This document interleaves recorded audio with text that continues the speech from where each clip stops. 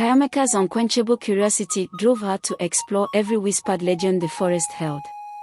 When she discovered a narrow, winding passage shrouded in silvery mist and echoing with the laughter of unseen spirits, she could not resist venturing deeper. Her inquisitiveness led her into a trap, an enchanted clearing where the ground shifted and swallowed her footsteps. The forest silence fell heavy over her, and she too became one with the ancient grove. Gentle and kind-hearted, Nkechi had always been susceptible to small, fleeting desires.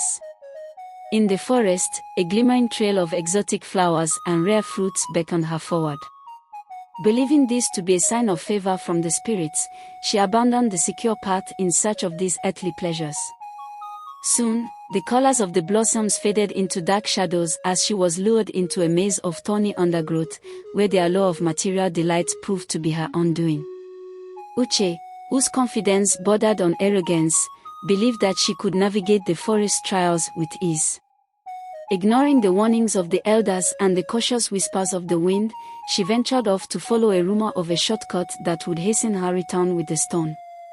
In her overconfidence, she underestimated the forest's capricious nature. A sudden, treacherous ravine, hidden by overgrown brush, claimed her as she slipped into its depths, leaving no trace behind. With each trial claiming her companions, Amora moved forward alone, her resolve hardened by every hardship, her soul buoyed by silent prayers to her ancestors. Every step was a testament to the wisdom that true strength lies not in pride, haste, or greed, but in humility and perseverance. Navigating rushing streams where the waters roared like ancient drums, and passing through the maze of thorns, where she paused to leave offerings of yams and a few sips of humble palm wine, the determined Amora pressed on.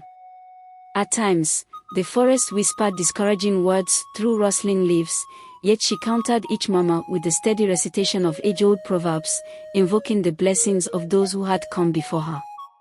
At the break of dawn, after enduring trials that tested both body and spirit, Amora reached a serene clearing bathed in a gentle light. In the heart of the glade lay Nkyumunso, resting atop a cushion of emerald moss. Its surface shone with a soft, ethereal glow, an affirmation of the purity of her quest and the resilience of her heart. With trembling hands and a mind filled with ancestral guidance, she lifted the sacred stone as if unburdening a great hope.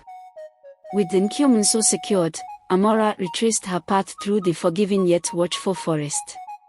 Every challenge behind her now seemed a chapter in her destiny. Upon returning to Umon, the stone was promptly brought to the ailing Prince Chukwuemeka. In the presence of fervent prayers and the rhythmic beating of the ojin, the stone's soft radiance suffused the room. Over the course of several miraculous days, the prince's color returned, his strength revived by the sacred power of the Nkyumunso.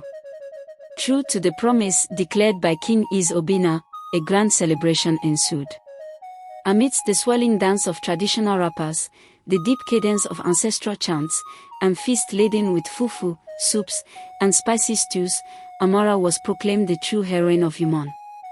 The king decreed that she should be wed to Prince Chukwuemeka, a union that celebrated not only the restoration of life but also the triumph of inner virtue over the bonds of misfortune.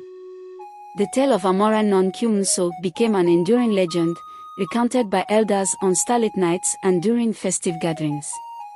It was a story that reminded all that even those who face cruelty and oppression can rise to claim destiny if guided by a pure heart and unwavering determination.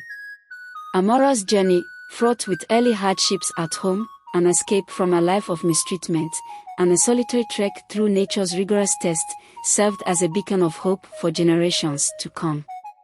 In every recitation of the story, the people of Umon remembered that true nobility is not inherited through lineage or wealth, but is forged in the fires of perseverance, humility, and the enduring light of the human spirit.